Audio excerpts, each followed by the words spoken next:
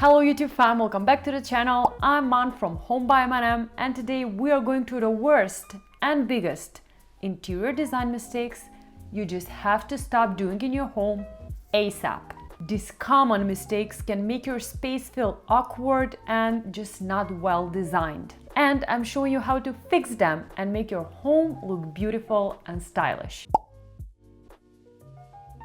I feel like this is the most common interior design mistake almost everyone makes. And I get it, most people don't even know the general guidelines when it comes to picking a rug. And also, let's be honest, the smaller the rug, the cheaper it is. Most people don't even take measurements before buying a rug, and that's why they just go for a smaller rug. However, if your rug is too small, it will feel like it's just floating in the room, and we don't want that. We want the rug to tie in with all of the furniture and make everything blend with each other. So a rule of thumb is that your rug should fit under your key furniture pieces, or at least under the front legs of your biggest furniture pieces. So let's say you have a sofa and two armchairs. You want the rug to fit at least underneath the front legs of the couch, and if possible, under all of the legs of the armchairs. That's the only way it looks completed.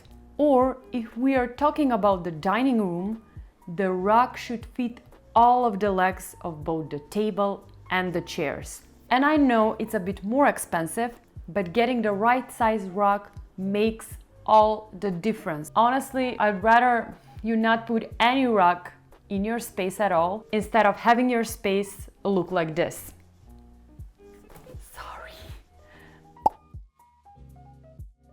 Do you have art that looks like this? Or like this? Or this? Or maybe this?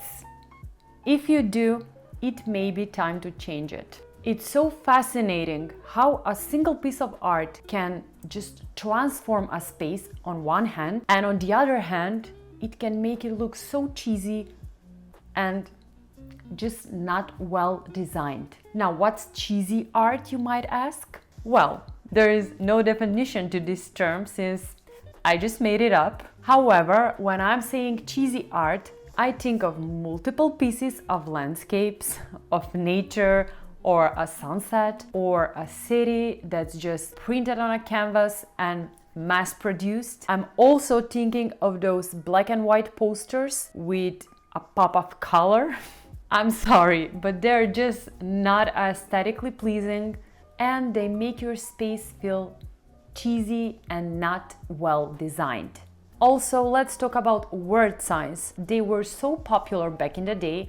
I think I had a word sign in every room in my home, but it's just time for them to go. They don't serve any purpose other than making your home feel not stylish. I know they are cheap, but the truth is nowadays you don't even have to spend too much money on a nice piece of art. For example, my go-to place for art is Etsy. Just go to Etsy, find a print you like, and just print it out and frame it, and you are good to go. I'll link some of my favorite budget-friendly art print shops, so you can check them out in the description box. You can even try painting something yourself on a piece of canvas, and it will still look better than this. I cannot stress enough about how much I don't like this phrase. A pop of color? What? Why? Why do you need it? Whoever made up this phrase and convinced everyone they needed a pop of color. When I see a space that actually looks beautiful and well designed, but they just randomly decided to add a pop of yellow or a pop of blue. Maybe it's in the furniture, or it's in the curtains, or even worse, it's in the furniture, matching the curtains. No, just stop. It doesn't look good, it doesn't look cohesive, and it doesn't look well designed. Just liking a color is not enough to just go ahead and buy a couch in that color. It will just make the space look odd and not good. And I'm not saying you should not use colors whatsoever. I'm just saying you should play with the use of color. If you like a color, incorporate it throughout your space in small details, in different shades and tones, playing with different textures, making everything look cohesive. Not pop out, but blend in. When we are talking about pops of colors, another huge mistake that I see people making time and time again is just painting one single wall in a random color. I know, trust me, I know that during quarantine we were all bored and we all painted some walls. However, it's time for us to move on. Painting a wall just to add a pop of color is just not going to work. Colors can be introduced in the space in so many other ways than just painting one single wall. It just looks weird. So instead of just painting a wall, maybe add a large piece of art with some colors, or maybe even add a pillow or two. And if you're absolutely determined that you want to paint the walls, that's great, but you should know that you would want to paint all of them, even the ceiling. That's the only way to go to actually make it work and make it feel aesthetically pleasing and just well designed. Another way to paint walls that your home would benefit from design-wise is just painting them halfway, maybe even adding a trim to finish it all off. There are different techniques to paint your walls in different colors. However, just going for that one wall will not make it look better. Trust me, it would make it worse. Now, there was a time when we would just go to a furniture store and we would just buy a couch with the exact same matching love seat, with the exact same matching armchair, and maybe even a matching coffee table. However, that time has passed, because when you get just everything in set, this is what happens. And don't get me wrong, I'm not saying anything bad about buying furniture like this. It's the easiest way, of course. They obviously made the furniture to be matching like this. However, from a designer perspective, it just doesn't look good. When everything's too matchy, there is not a sense of interest in the space, and it just looks generated and just not thought out. The real problem with these spaces is that they lack personality and they don't feel like they're truly yours. They just lack the thought process. So if you want to elevate your space and make it feel unique and well designed, go for pieces of furniture that are cohesive and go well together, but in reality are different and unique in their own ways. Let's say they're from a same color palette, or they have a similar texture, but they're just different styles and they don't match with each other completely. The same way goes when picking side tables or armchairs or nightstands. Just try to have fun mismatching everything, but still making everything look cohesive. Some will argue that this is not as much a designer moment. However, I disagree, because clutter can throw off a space like nothing else, so I just had to add it in the stir. I've said this many times, things are just not supposed to just fly around and lay across your living room or dining room or bedroom space just because you use them every day. Clutter should not be used for decorating, period. So if you have open storage, or shelves, or a bookcase, and you just load them with random decor and clutter, your home will look so busy and so messy and just overwhelming. You see, bookshelves can be a beautiful and elegant addition to any living room, but if the shelves are filled to the brim with books overflowing or too many ornaments just randomly lined up, it will not look good. So my advice would be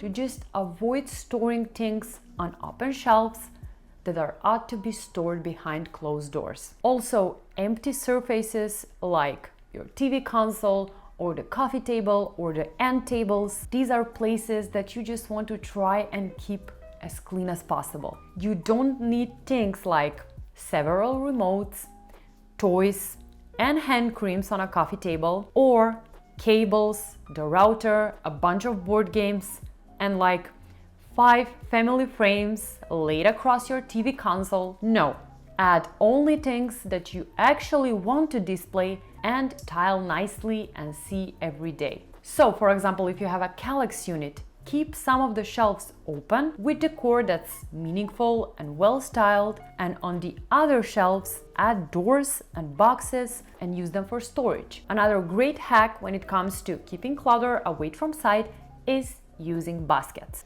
Baskets just work amazing for storing cables, blankets, magazines, and honestly anything that would otherwise clutter your space. And guys, I want you to know that I'm not even coming from my minimalistic perspective here. Clutter just doesn't look good. Get rid of it, hide it behind closed doors, and your space will look that much better. Curtains are an essential element of a well-designed home. However, if they're too short, or they're hung too far from the ceiling, or even if they're not wide enough, they will just not look good. They will make your space feel small and short and flat and just weird. So choosing the correct curtain length and width for your windows is super important. I'd rather you not have curtains at all than just hang them like this. Besides looking awkward, too small curtains will visually shorten the space, making the ceilings appear lower than they actually are, and will make the whole room look smaller overall. So instead, hang the curtains as close to the ceiling as possible. Also, they should hover just above the floor or slightly touching the floor. In addition, be sure to choose a curtain rod that's also wider than your window. This will allow the curtain to be pulled completely to the side of the window and will make the windows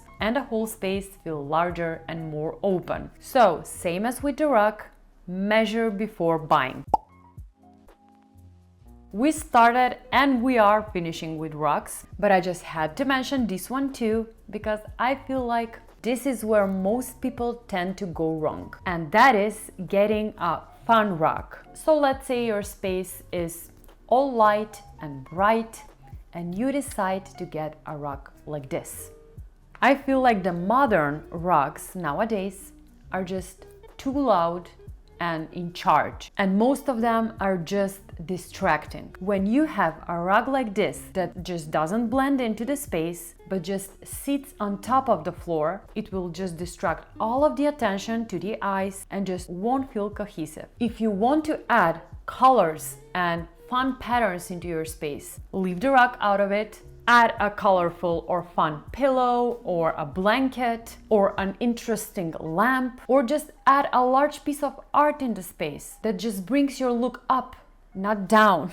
So whenever you're choosing a rug, make sure that it's cohesive with the space and doesn't get all of the attention. Think about neutral palettes, jute, wool, even add a pastel color palette. Also, I would stay away from printed rugs. There is a reason why they are cheap. They are just low in quality and it shows. So if you want to get a nice rug that's actually cheaper and more budget friendly, IKEA has tons of rugs, and I'll make sure to link my favorite in the description box. And don't get me wrong, you can go for colors when it comes to the rug. However, make sure the rug blends into your space, not pop out. Are you making some of these mistakes? Let me know in the comment section below. Also, I hope you're not mad at me. Trust me, these critiques are coming from a good place, and I'm honestly speaking from my own personal experience, from spaces I've worked with. And if you feel good about your space, if you like it, if you feel cozy, then go for the rug, go for the painted wall, go for the word sign. But if you feel like your space needs a little bit of lift, then try addressing at least one or two of these things and you'll see if you like it better. And if you liked my video, don't forget to hit that like button and subscribe to my channel, since it really helps my small channel a lot. I cannot tell you how much it helps me when you engage with the videos, when you click like, when you comment. You just help my channel grow every day, and I'm forever grateful. Thank you so much for watching. Till next time, designers!